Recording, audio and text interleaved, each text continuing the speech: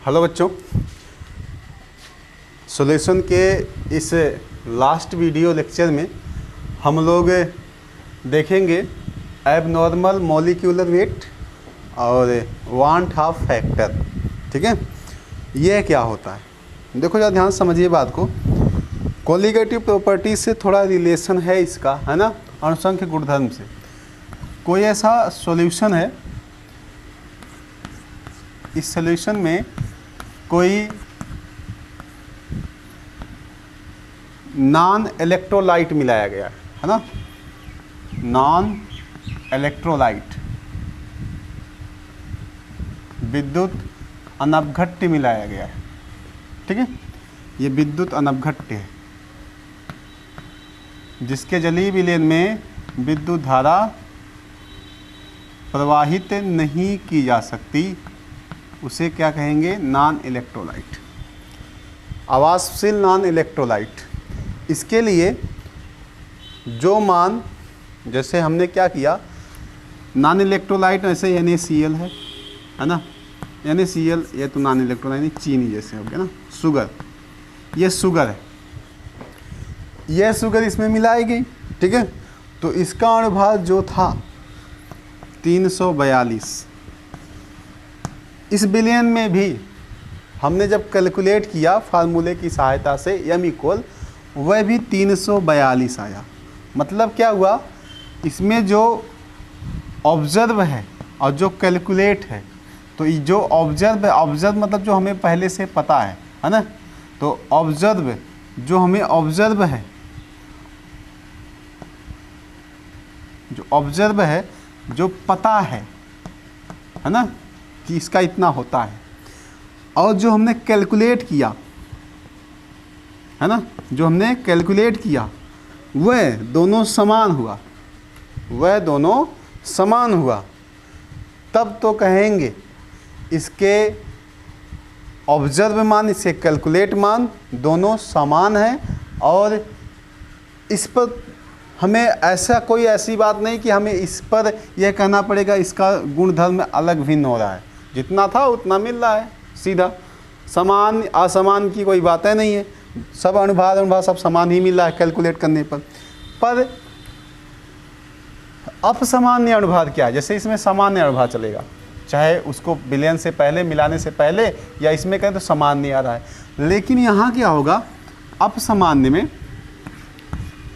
हमने इसमें कोई नॉन इलेक्ट्रोलाइट नहीं, इलेक्ट्रोलाइट सॉल्यूशन यूज़ कर दिया। इलेक्ट्रोलाइट कोई हमने सोल्यूट इसमें ऐड कर दिया।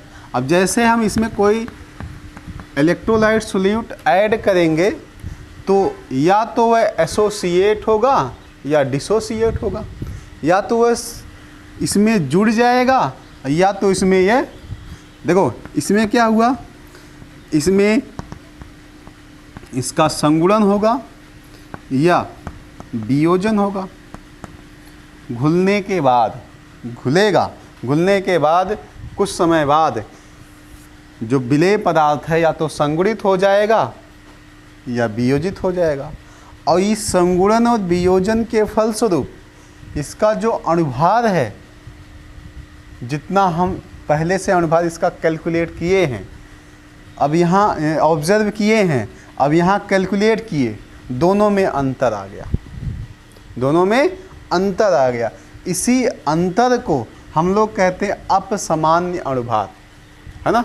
तो अपसामान्य अणुभार क्या है? जब किसी विद्युत अपघट्य को किसी विलायक में घोला जाता है तो विद्युत अपघट्य का संगुणन या वियोजन हो जाता है, और संगुणन या वियोजन के फलस्वरूप उसके अणुभार में परिवर्तन हो जाता है, अर्थात अणुभार कम या अधिक हो जाता है। इसी घटना को हम कहते हैं अपसामान्य अणुभार, एबनॉर्मल मॉलिक्यूलर वेट। ठीक है, तो इसकी परिभाषा तो हो गई। आप परिभाषा भी आसानी से समझ सकते हैं, है ना। परिभाषा कैसे देंगे? जब किसी विद्युत अपघट्य को, ना आप नॉन इलेक्ट्रोलाइट नहीं लेंगे, विद्युत अपघट्य जिसके विलयन में विद्युत धारा प्रवाहित की जा सके, उसे विद्युत अपघट्य कहते हैं। जैसे NaCl ले लिया, ये एक विद्युत अपघट्य है। इसमें जब हमने क्या नाम है, जो ऑब्जर्व किया था और जो यहाँ कैलकुलेट किए, है ना, अणुभार निकालने के लिए, चाहे क्वथनांक में उन्नयन हुआ या अवनमन हुआ, वहाँ से अणुभार हम बड़े आसानी से निकाल सकते हैं, या P0 माइनस PS से भी अणुभार निकाल सकते हैं, है ना। तो या हम लोग जो चौथी कोलिगेटिव ऑस्मोटिक प्रेशर से भी अणुभार निकाल सकते हैं, निकालें, है ना। निकालने पर जो कैलकुलेशन किया वह नॉर्मल से डिफरेंट आया, तो हम कहेंगे इसका अणुभार अपसामान्य हो गया, है ना। तो इसकी परिभाषा क्या बनेगी अपसामान्य अणुभार को, कि जब किसी विद्युत अपघट्य को किसी विलायक में घोला जाता है, तो यदि विलायक में विद्युत अपघट्य का संगुणन या वियोजन हो जाता है, तो विद्युत अपघट्य का अणुभार परिवर्तित हो जाता है, अर्थात कम या अधिक हो जाता है, और इसी घटना को हम लोग क्या कहेंगे, अपसामान्य अणुभार। इतनी बात समझ में आई। अब एक बात और, यहीं बगल में देखो वांट ऑफ फैक्टर बना है, ई का हो गया। देखो वांट ऑफ फैक्टर ये बताएगा कि वांट ऑफ फैक्टर कहानी 1886 की, ठीक है। उन्होंने ये बताया कि कोई भी विद्युत अपघट्य कितनी अधिक सीमा तक वह वियोजित या संगुणित हो सकता है, उसी के बारे में वान हाफ ने 1886 में एक नाम दिया, कहा कि यह एक कारक है, उस कारक पर निर्भर करता है, और उस कारक का नाम दिया गया वान हाफ फैक्टर, वान हाफ गुणांक। यह आई बोलेंगे हम लोग जनरली, उसे इसको लोटा कहते हैं। तो आई, ये आई इक्वल क्या होगा, ठीक है। तो देखिए ध्यान से, एब नॉर्मल बात समझ में आ गई होगी। एब नॉर्मल क्या है, एब नॉर्मल अणुभार क्या है, तो इसमें लिख सकते हैं जब किसी विलायक में कोई विद्युत अपघट्य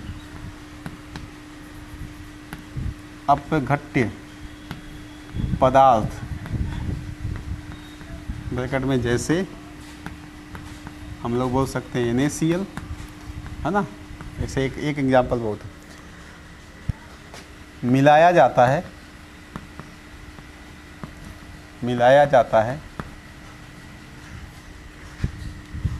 तो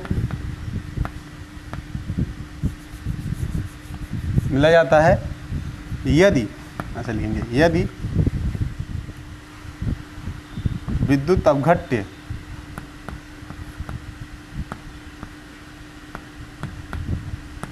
का विलयन में संगुणन या एसोसिएशन या वियोजन, वियोजन हो जाता है, तो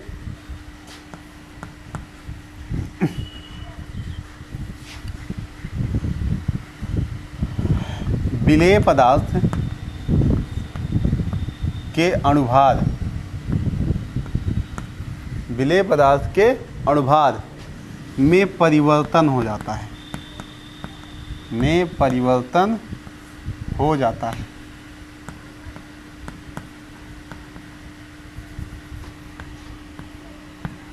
इसी परिवर्तन को, है ना, इसी परिवर्तन को क्या बोलते हैं, अपसामान्य अणुभार। अब अपसामान्य, देखो कोई विद्युत अपघट्य है, वह कितनी सीमा तक वह विद्युत अपघट्य संगुणित या वियोजित हो सकता है, उसके बारे में पढ़ते हैं। अर्थात हम लोग अब क्या पढ़ने वाले हैं, इसको आप लोग नोट कर सकते हैं। अब पढ़ते हैं वान हाफ फैक्टर।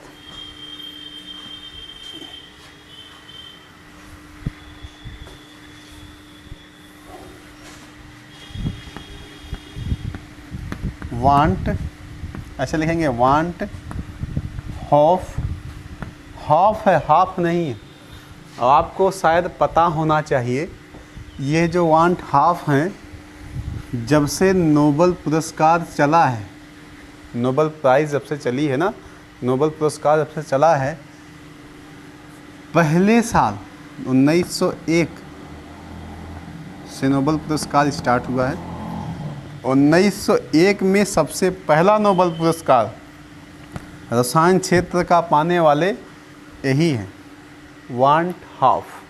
ठीक है, इन्होंने सिर्फ इतना ही नहीं बताया, इन्होंने ऑस्मोटिक प्रेशर के बारे में समीकरण ही नहीं बताया, इन्होंने बहुत सारी बातें बताई। इन्होंने बताया था कार्बन की टेट्राहेड्रल संरचना होती है और उसके दो एंगल्स के मध्य 109 मिनट का एंगल बनता है ना, तो वो सब हम लोग जानते हैं, क्लास 11th में पढ़े हैं। बहुत बड़ा इनका योगदान है वांट हॉफ का केमिस्ट्री में, इसलिए उस समय केमिस्ट्री में इनके कितना योगदान किसी का नहीं था, इसलिए इन्हें चुना गया नोबेल प्राइज़ के लिए। ठीक है, और 1901 का नोबेल पुरस्कार विजेता ये है। तो want of factor, want of factor क्या है? ठीक है, तो वांट ऑफ फैक्टर किसे कहेंगे? देखो सीधा सामान, जिस भी अणुसंख्य गुणधर्म के बारे में हम बात कर रहे हैं ना, देखो सीधा लिख सकते हैं अणुसंख्य गुणधर्म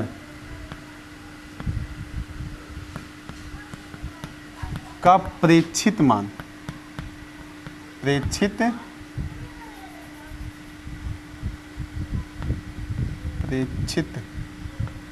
मान, छित नहीं प्रेरित हो गया, प्रेक्षित, ये अणुसंख्य गुणधर्म का प्रेक्षित मान जितना ऑब्जर्व किया गया है बटे अणुसंख्य गुणधर्म जानते हैं हमारे पास कितने, 4 प्रकार है ना अणुसंख्य गुणधर्म। कोई हो, चाहे क्वथनांक में उन्नयन हो, चाहे हिमांक में अवनमन हो, चाहे RLVP हो, चाहे ऑस्मोटिक प्रेशर हो, जितना प्रेक्षित किया गया उसका मान है ना, प्रेक्षित मान बटे अणुसंख्य गुणधर्म का परिकलित मान, परिकलित मान, अणुसंख्य गुणधर्म का परिकलित मान जितना कैलकुलेट किया गया रियल में, अगर इन्हीं का जो अंतर है, अगर इन्हीं का हम अनुपात निकालें तो उसी अनुपात को क्या बोलेंगे, वांट ऑफ फैक्टर। तो सीधा क्या कह सकते हैं, किसी विलयन के लिए अणुसंख्य गुणधर्म का प्रेक्षित मान बटे अणुसंख्य गुणधर्म का परिकलित मान क्या कहलाएगा, वांट ऑफ फैक्टर। इसको ऐसे भी लिख सकते हैं वियोजन या संगुणन, है ना, वियोजन या संगुणन पर, जो वियोजन या संगुणन पर मोलों की संख्या बटे वियोजन या संगुणन के पूर्व मोलों की संख्या को हम लोग बोलते हैं। तो ऐसे बहुत सारे मान हो सकते हैं। तो सीधा हम लोग लिख सकते हैं I equal delta not upon delta. ये एक चीज़ और ध्यान दीजिए, अणुभार के संबंध में, अणुभार के संबंध में, क्योंकि ये व्युत्क्रमानुपाती होता है ना अणुभार की, अणुसंख्य गुणधर्म और इसमें, तो अणुभार के संबंध में हम लोग क्या कहेंगे, I इक्वल, इसको हम ऐसे भी बोल सकते हैं डेल्टा, ये ऑब्जर्व, OBS ऑब्जर्व अपान डेल्टा कैलकुलेट, इतना कर सकते हैं। तो यहाँ लिख सकते हैं अणुभार के संबंध में डेल्टा उल्टा हो जाएगा, नीचे का ऊपर हो जाता है ना, कैलकुलेट अपान डेल्टा ऑब्जर्व। ये कभी आप अणुभार निकालने पर कुछ क्वेश्चंस हल कर रहे हैं तो I इक्वल मॉलिक्यूलर वेट के संबंध में कैलकुलेट जो करेंगे उसको ऊपर करेंगे, क्योंकि यहाँ जो अणुसंख्य गुणधर्म का मान जो होता है वह हमेशा उल्टा होता है ना, इसलिए उल्टा करके दिखाएंगे। बात समझ में आ रही है, इसलिए उल्टा करके दिखाएंगे। अनुभार के संबंध। बाकी परिभाषा आप कैसे देंगे वांट हाफ गुणांक की, वांट हाफ फैक्टर की? आप कहेंगे किसी विलयन के लिए अणुसंख्य गुणधर्म के प्रेक्षित मान बटे अणुसंख्य गुणधर्म के परिकलित मान के अनुपात को वांट हाफ फैक्टर कहते हैं। अर्थात delta observe upon delta calculate equal I equal delta not upon, इसको आप ऐसे भी लिख सकते हैं, है ना, ऐसे भी लिखा जाता है। अनुभार के संबंध में आप ऐसे लिखेंगे। बस इससे ज़्यादा इसमें आपको कुछ जानना नहीं। एक चीज़ और समझिए, वांट हाफ फैक्टर में कुछ चीज़ें हैं, कभी कभी आपको ऐसी बहुत सारी चीज़ें दे दी जाती हैं, ठीक है। तो यदि आई इक्वल 1, बताओ ऑब्जर्व मान कैलकुलेट मान दोनों एक आए, तो आई इक्वल 1 अर्थात जितना था उतना ही विलयन में आने पर हुआ। अर्थात इसका मतलब क्या हुआ, विलेय पदार्थ का ना संगुणन हो रहा है ना ही वियोजन हो रहा। तो लिख सकते हैं, तो विलेय पदार्थ का ना तो संगुणन होगा और ना ही, ठीक है, वियोजन होगा। ये बात हो गई। दूसरा देखिए, इतने बात समझ में आ गई, इसको नोट कर लीजिएगा, ठीक है। यदि if I is greater than 1, आई का मान 1 से बड़ा है, तो बताओ जब आई का मान 1 से बड़ा होगा तो यह मान हमेशा जो ऑब्जर्व मान है वह बड़ा होना चाहिए, है ना। ऑब्जर्व जो मान है वह बड़ा होना चाहिए, और इस कंडीशंस में विलेय पदार्थ का क्या होगा, वियोजन होगा। क्या होगा, वियोजन। बहुत सारे पदार्थ आपस में जो पदार्थ हैं वह टूट जाएंगे। तो यहाँ लिख सकते हैं, तो विलेय पदार्थ का वियोजन होगा, ठीक। क्योंकि आप जानते हो वियोजन से पूर्व अणुओं की संख्या वो नीचे होती, वियोजन से पहले हो, है ना। तो वियोजन पर अणुओं की संख्या तो 1 का मान अधिक हो जाएगा। यदि i इज लेस देन 1, तो विलेय पदार्थ, तो विलेय पदार्थ का संगुणन होगा। यह इतनी चीज़ें आप याद रखिए, ठीक है। तो इससे आप कभी कभी देखो बोर्ड में या कभी कभी ऐसे क्वेश्चंस में पूछ लेते हैं, ये बेसिकली नॉलेज है आप लोगों के लिए, ठीक है। क्योंकि इसको बिना समझे आप आईआईटी और नीट की तैयारी करने की बात ही नहीं कर सकते, ठीक है। आप पहले इसको पढ़ना पड़ेगा, आपको समझना पड़ेगा, फिर उसके बाद इसमें और डीपली में हम लोग जाएंगे, है ना। पहले हम लोग बेसिकली समझ लेते, इसलिए पूरा बेस बता रहे हैं केमिस्ट्री में, यह चीज़ होती है। यह सबके लिए ज़रूरी है, ठीक है। जो लोग पढ़ चुके हैं उनके लिए भी, और जो लोग नहीं पढ़े हैं उनके लिए भी, क्योंकि ये बेस है, और बेस ही मजबूत नहीं होगा तो आगे चल कर के हम कर ही क्या पाएंगे। इतना जानते रहिए अभी, फिर इसमें हम लोग और डीपली अध्ययन करेंगे, है ना। और एक और चीज़ जानिए, वियोजन की मात्रा, है ना, वियोजन की मात्रा अल्फा एवं आई में संबंध, आई में संबंध क्या होता है। देखो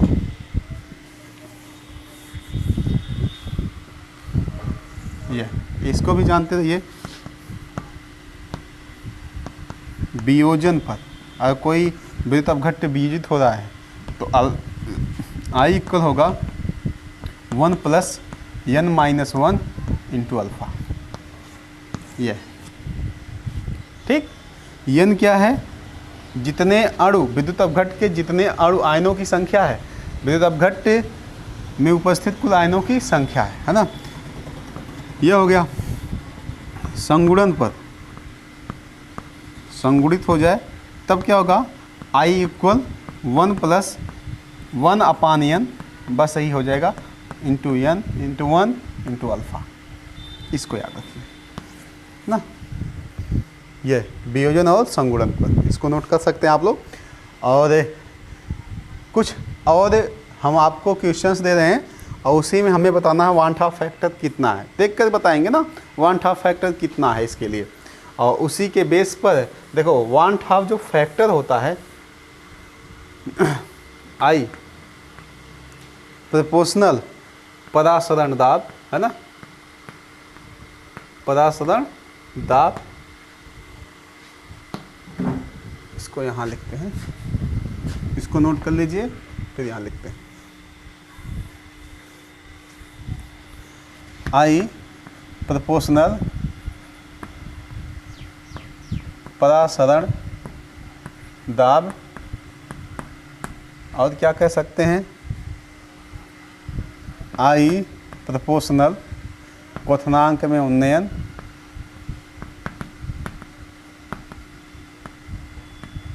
अगर कोई विलयन है उस विलयन में आई का मान 2 से अधिक विलयन है ना, विद्युत अपघट्टियों की, विद्युत अपघट्टी यूज़ किया जा रहा है, तो उसमें जिसके लिए 1/2 फैक्टर का मान ज़्यादा होगा उसके लिए क्वथनांक में उन्नयन ज़्यादा था, तो उसका जो क्वथनांक होगा वह ज़्यादा होगा, है ना।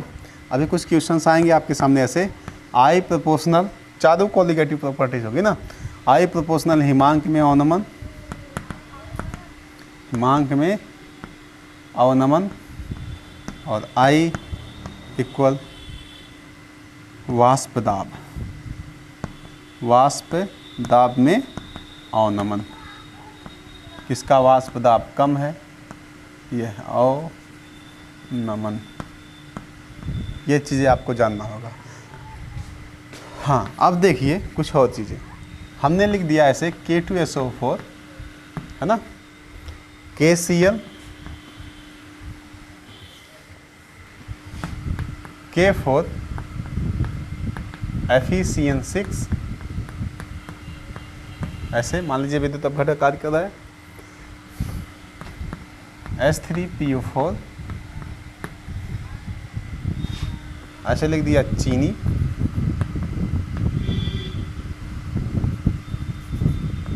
C12H22 और 11 है ना, ऐसे रख दिया हमने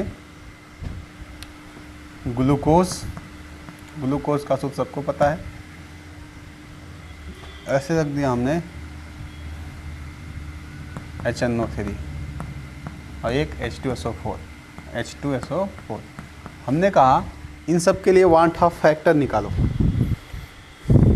इनकी सहायता से नहीं, इन्हें क्या पता कि कौन संगुणित हो रहा कौन बीजित हो रहा है ना, तो हमें इससे क्या मतलब है, हमें सिर्फ यहाँ जानना है ना। और जब यहाँ जानेंगे तो देखो इसके लिए 1/2 फैक्टर कैसे निकालोगे पहले समझ में आना चाहिए, इसको तोड़ना तो जानते ही होंगे, 2K positive plus SO4 2 negative, तो एक यहाँ देखो और 2 यहाँ देखो, कितने हो गए 2 1 3 है ना, तो इसके लिए 1/2 फैक्टर कितना हुआ 3, सीधा सा मतलब I इक्वल 3, इसमें I इक्वल एक पॉजिटिव एक निगेटिव 2, इसमें K4 FeCN6 में जब इसको हम तोड़ेंगे K4 FeCN6 में तो 4K पॉजिटिव होगा प्लस FeCN6, जितना पॉजिटिव उतना निगेटिव 4 निगेटिव, तो एक आयन से यहाँ देखो एक आयन से यहाँ 4 यहाँ 4 1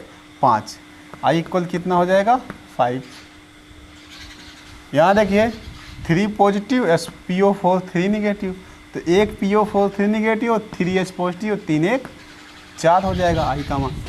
यहाँ यह ना तो संगुणित होता ना वियोजित, आपको पता है चीनी संगुणित वियोजित नहीं होती, इसलिए 1/2 फैक्टर इक्वल 1 होता है, 0 नहीं होता कभी, 1/2 फैक्टर 1 होता है, ठीक है। ग्लूकोज इसके लिए भी 1 होगा, HNO3 एक यहाँ एक यहाँ 2 होगा, H2SO4 है ना, तो H2SO4 देखिए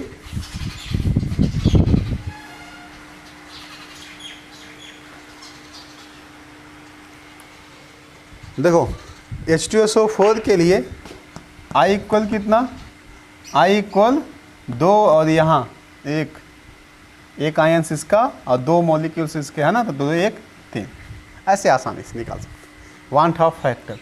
और अगर हम पूछें बताइए इसमें किसका क्वथनांक अधिक है, इन सब में कौन ज़्यादा बॉइलिंग पॉइंट दिखाएगा, तो आप कहेंगे जिसके लिए 1/2 फैक्टर ज़्यादा है तो I = 5 ज़्यादा है। किसका कम है तो कम पर 2 आएंगे, और इस कम पर 2 आने के बाद अणुभार देख सकते हैं कि अणुभार क्या है ना, इसके बारे में बात कर सकते हैं। जिसका अणुभार कम होगा उसका क्वथनांक कम होगा, जिसका अणुभार ज़्यादा, जैसे ग्लूकोज है, यह क्या नाम चीनी है, ग्लूकोज, चीनी का 342 और इसका 180, तो इसका सबसे कम होगा।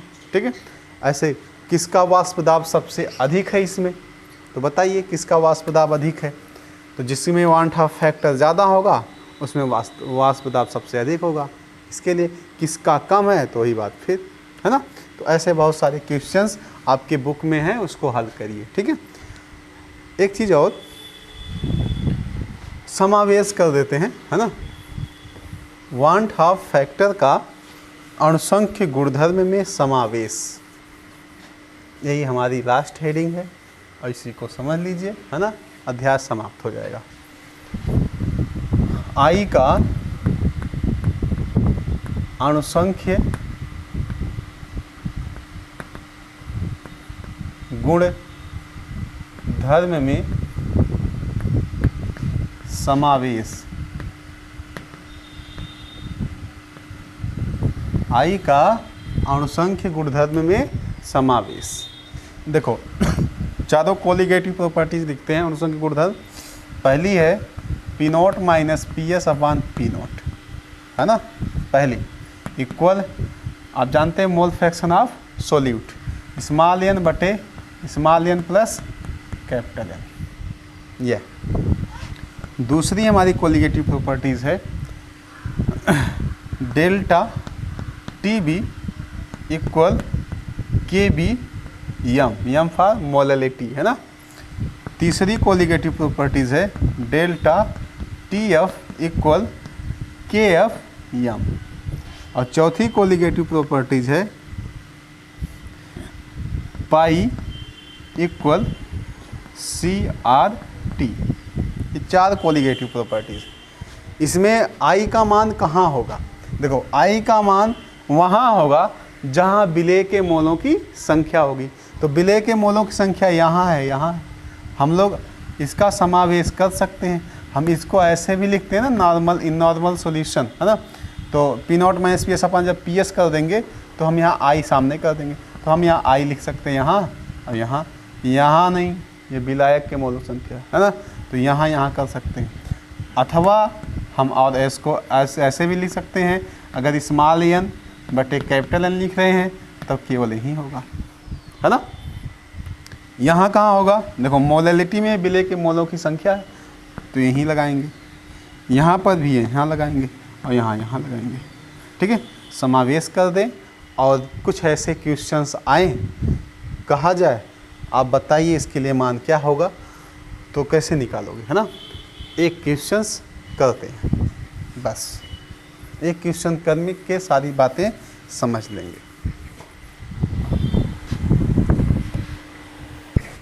क्वेश्चन देखिए, 0.1 मोलर CaNO3 यही आपको बताएगा कि कब 1/2 फैक्टर लगाना है कब नहीं लगाना है ना। क्योंकि CaNO3 एक विद्युत अपघट्य है, यानी Cl आ जाए, CaNO3 आ जाए, KCl आ जाए या H2SO4 आ जाए, उसके लिए ऐसी कुछ बातें करने के लिए हो तो बिना 1/2 फैक्टर के आप सवाल नहीं लगाएंगे। ठीक है, तो CaNO3 के विलयन में क्वथनांक की गणना करनी है, और जल के लिए Kb का मान इतना दिया गया, तो इसका मतलब जल क्या है, विलायक, विलायक का है Kb दिया जाता है। तो हमारे पास जो फार्मूला है वो हम सभी लोग जानते हैं, डेल्टा TB इक्वल पहले KBm, है ना, लेकिन इसमें I का समावेश करना है, यह फार्मूला है।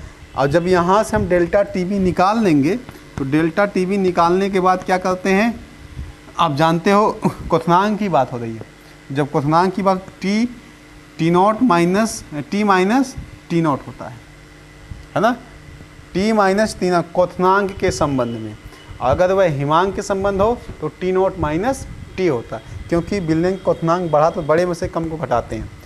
तो पहले काम करेंगे, पहले हम यह निकालेंगे यहाँ से। निकालने के बाद आप जानते हो जल है, और जल का क्वथनांक होता है 373.15 डिग्री सेल्सियस और 100 डिग्री सेल्सियस, है ना।